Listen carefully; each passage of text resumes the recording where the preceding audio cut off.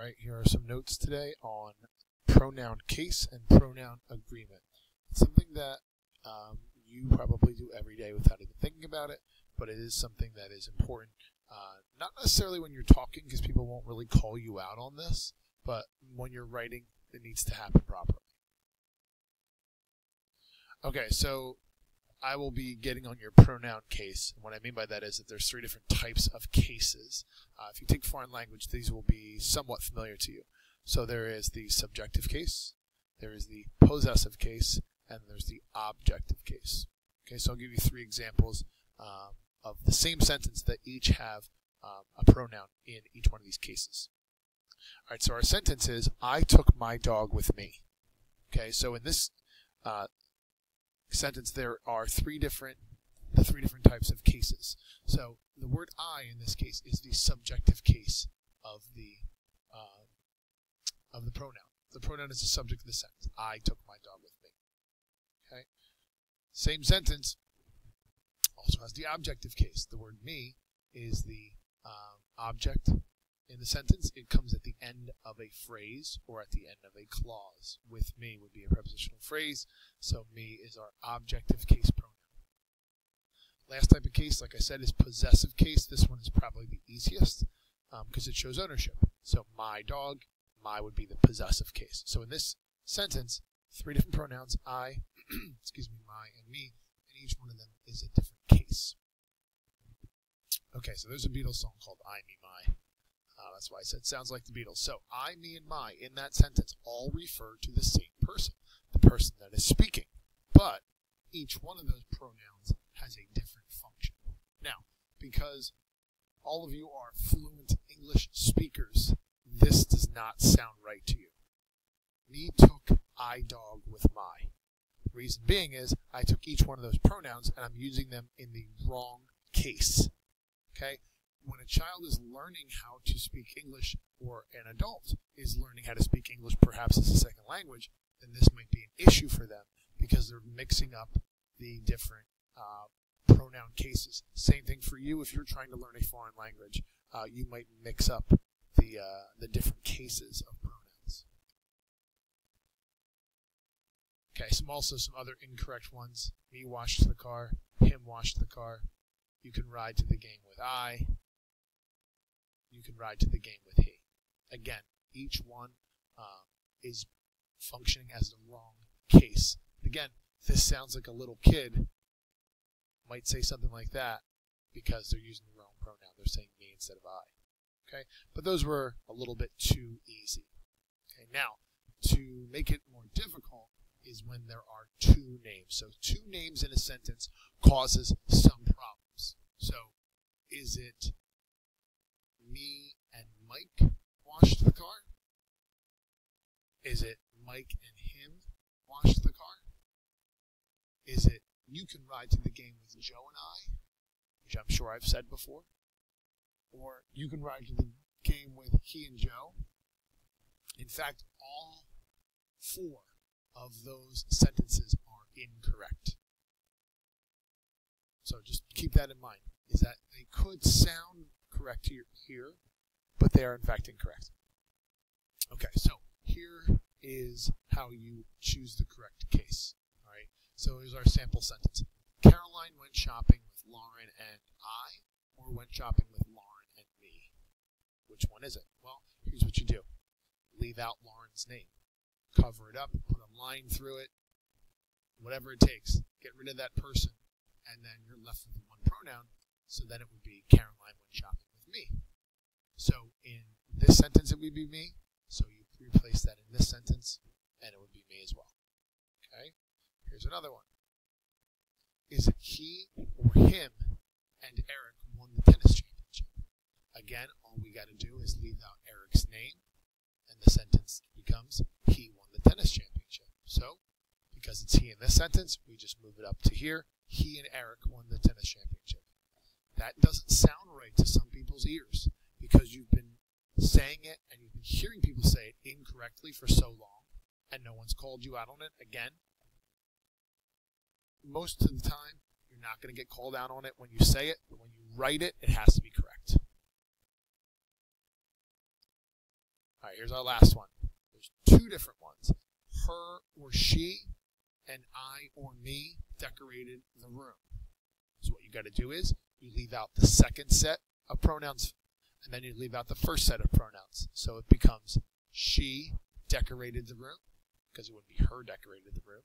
And then you leave out the first set, it becomes I decorated the room, not me. So then you just, again, replace these two up in this sentence, and you have your answer. Okay, so it's a little trick, but it seems to work for almost every time. Okay, so the function of pronouns is to replace words, okay, to replace nouns. Here are some examples. Superman is faster than a speeding bullet. He is more powerful than a locomotive. This is Superman's little tagline here. He can leap tall buildings in a single bound. Okay, so our pronoun is obviously he, and the word Superman is called the antecedent. So I just wanted to make that clear of what that term is. It's the word that is being replaced with the pronoun. That's called the antecedent. Now, I could have very easily said Superman, and said Superman again, but we already established who we're talking about, so we can use the pronoun he in these two sentences. Now, what is wrong here? John went rock climbing, and she pulled a muscle. Obviously, John, unless it's a female, is probably a male, so it's got to be he instead of she. Same thing for this sentence. John went rock climbing, and they pulled a muscle. Well, there's only one person. John is singular. They, by its definition, is plural. So we have a little mix-up here and a little mix-up here. Okay? And that is because of what we call pronoun agreement. Okay? So pronouns have to agree with their antecedents, with that word that they are replacing, with two things: the gender and the number, singular or plural. Now, it gets a little tricky when we move on to what's called singular indefinite pronouns. Okay? Words like everyone, somebody, anybody, they are indefinite. We don't know who we're talking to. Are we talking to males? Are we talking to females? Are we talking to one person? Are we talking to multiple people? We can't really be sure. Okay? You're supposed to replace them with singular pronouns, but again, all of these, I'm sure I've said some variation of them, but they are all, in fact, grammatically wrong. Everyone sneezes when they have a cold. Somebody left their lights on. Did anybody lose their keys? I'm sure I've said something like this before.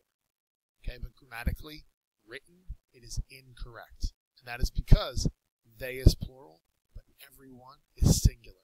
It doesn't seem like everyone should be singular, but in fact it is. Somebody left their lights on, they're being plural. Somebody is singular. Again, it doesn't sound like it should be, but somebody is a singular pronoun. Anybody and their keys, same thing, singular, and that's plural. So it doesn't work. So here is a list, and I would like you to write this down. You should learn these. What are singular indefinite pronouns? Okay, there's going to be, I believe there's 12 or 14 of them that pop up here. Okay, so it's 11. But here's why I put them in the columns that they're in. Easy way to remember these. If a word has the word one in it, so that's everyone, someone, anyone, no one, one is singular. If a word has body in it, nobody, anybody, somebody, everybody, they are again singular. Body, singular. These are the three you have to remember.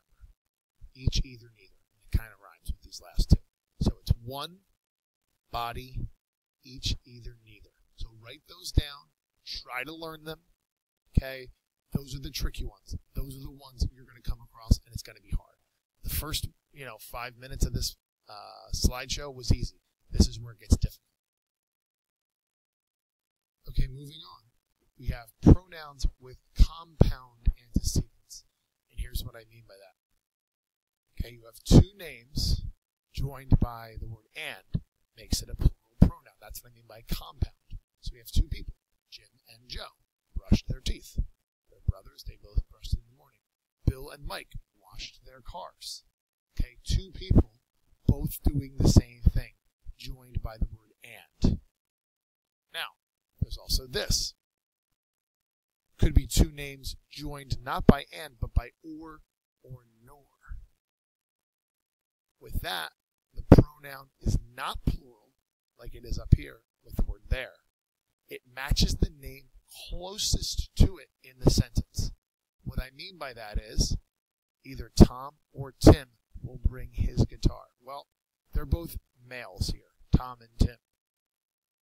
But this pronoun, the word his, goes with the closest sentence, the closest noun in the sentence. So that's the word Tim.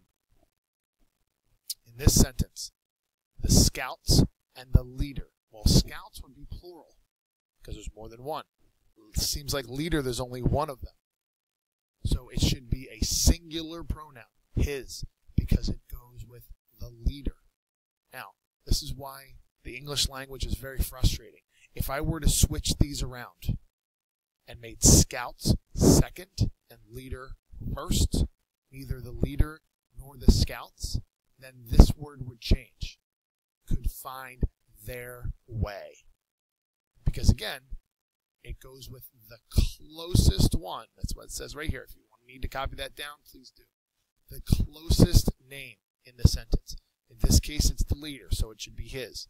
If I were to switch this, the scouts would be closer to this pronoun, so it should be there. Again, in this sentence, it doesn't matter. They're both males. But if I had a male and a female, it would be whatever one's closest to this pronoun. So that's tricky. So something you're going to need to practice. And you will practice. Here's another tricky one. When there are pronouns separated from their antecedents, and that's usually because of a prepositional phrase that is in between. Here's what I mean. One of the tightrope walkers lost her balance or lost their balance. Well, our word that we're replacing is the word one. One, by its definition, is singular. So it should be her balance. Again, I'm sure I'm guilty of saying something along these lines. I'm sure I didn't say that exact sentence. But where I've switched the pronoun and made the antecedent plural when the subject of the sentence is singular. Okay? So the correct answer to this sentence is one of the tightrope walkers lost her balance because our subject is one. Of the tightrope walkers is our prepositional phrase. So be careful. This is not the word you're replacing. It's not walkers lost their balance. It's one lost her balance because you can cross this right off. All right, so be careful. Here's some practice. What I'd like you to do is write these sentences down. I want you to draw a line from the pronoun to the antecedent, the word that the pronoun is replacing.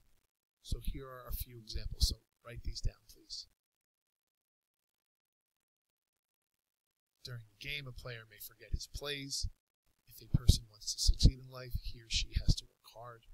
If people want to succeed in life, they have to work hard. If any one of the students wants to talk, have him or her call me. So please make sure you copy those down and draw that arrow to the next, to the antecedent.